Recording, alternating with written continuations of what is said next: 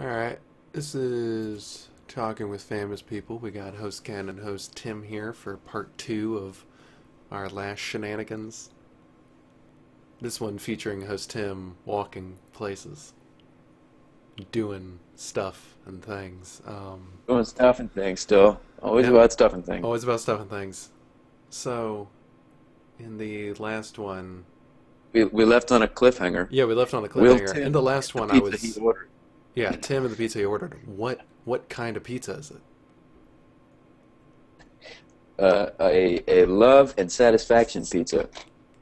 That sounds unhygienic. It came in a nice little box. Oh, well, that makes it all better. Packaging is everything, except when it's not, you know. So, this episode, you wanted to talk more about.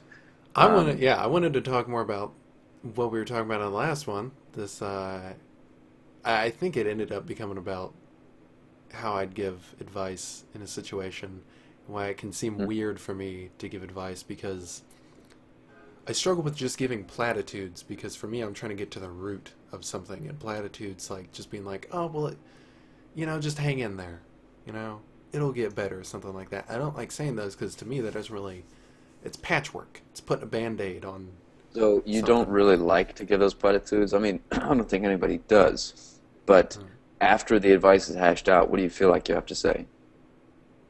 I'm not sure. I don't get that many instances where people hang around long enough for me to give them thorough advice. I typically don't find myself in those situations.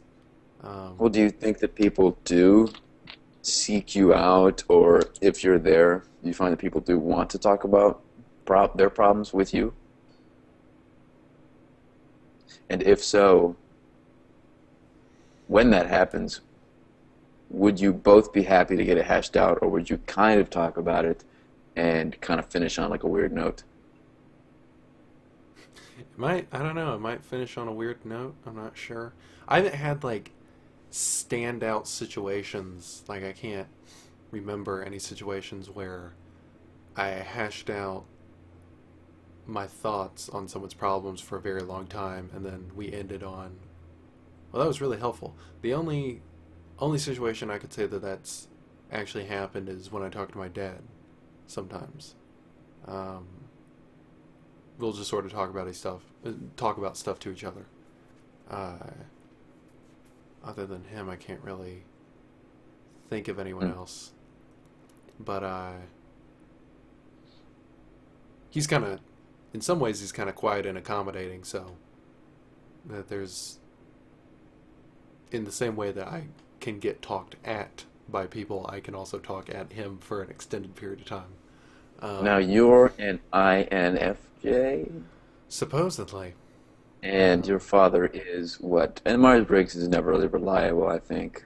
But what is your father's type, if you know it? um, he hasn't done enough, self discovering or research and stuff, but my guess, if I'm typing him third person, my guess is probably an ISFJ, would be my guess. Self-discovery and research. Just, Those are words that linger in my mind after you said that. Do you think everybody should be doing self-discovery and research about their type? And do you think that once they have that information, it might be easier to address their problems and or other people's problems? yes. Short Hmm. answer. Yes. Well, Is go it ahead. absolutely necessary in everyone's situation? I don't know. I'm not everyone. It's beneficial for me. Well, I mean, it never hurts to know yourself and to know, and in my Briggs sense, to know your functions, your dominant functions. Hmm. It never hurts. I don't know. So I took this in a weird direction. Uh, See, I'm still thinking about the previous stuff because I'm like, I still haven't gotten to the bottom of it, and it kind of bothers me. Um, That's funny because we were talking about problems and getting to the bottom of it, uh, and now it's a problem about what we were talking about. yeah. Um, So what do you think about the last thing we were talking about? So I was thinking that there were multiple, because you ended up talking about how you were saying, yeah, there were probably some ways I could have avoided getting yelled at, and Mhm. Now, this is I just to preface. This is we're talking about hashing out advice, yeah, hashing and out advice uh, about your hypothetical, non-hypothetical work situation. wherein Um, I was slacking and got told to do something, I did it wrong. Okay, right. so go on. So I wasn't necessarily implying that the burden is upon you. The burden is upon you to the extent of how it affects you, because you are ultimately the one who decides how it affects you. Not necessarily how it affects you in the moment, but how you decide to go forward from there. I wouldn't even necessarily say So, that you oh choose how to man, react to it. I feel really bad. I can't talk to my boss anymore. I just can't. I don't feel comfortable around him because I feel like he'll make me do stuff that I know I'll do wrong more and more This because doesn't I sound try not to be particularly slacking, but he catches me slacking. this doesn't sound particularly sincere. I don't know if No, it doesn't. uh, so what are you? Here's the thing, though. I'd like to actually. I mean, I know we kind of started on a hypothetical, but if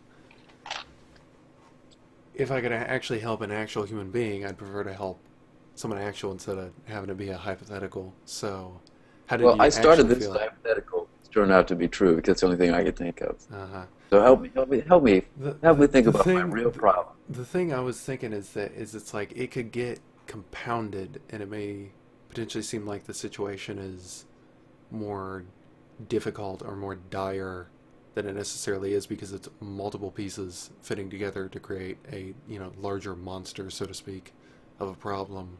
That doesn't help me in my problem, Where Ken. I'm working on it.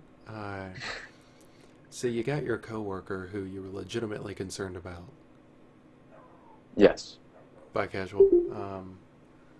You got your coworker you're legitimately concerned about. I'm thinking to myself, okay, is there any way that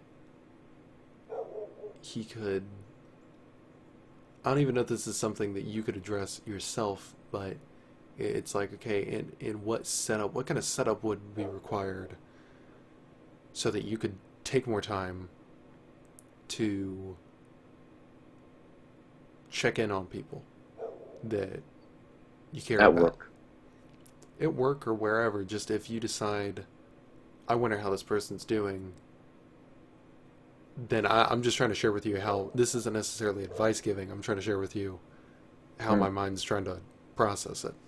Um, I'm thinking, what kind of setup would you? Is it an issue of maximizing time or something like that? And in terms of like efficiency or something like that, making more time to being able to dedicate to helping others with their problems? Is that necessarily what your focus is?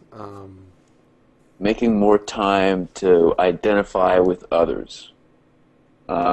That was my focus Mm, um, when, during, and before I did the wrong thing and got yelled at. It was at work, so I couldn't really make time. I right. was really stealing time, Mm, per se, yeah. stealing their time. Not the person I'm talking to, but the person's in charge. So do you ever have the consideration of, if you wanted to help someone but you were working, do you ever have the consideration of, I wonder what it would be like if I were in a situation where it wouldn't be stealing time to help someone with their problems, where helping someone with their problems wasn't seen as a deviation from the status quo, so to speak? Because this is where my Okay, brain's taking it. so phrase the question a little bit differently.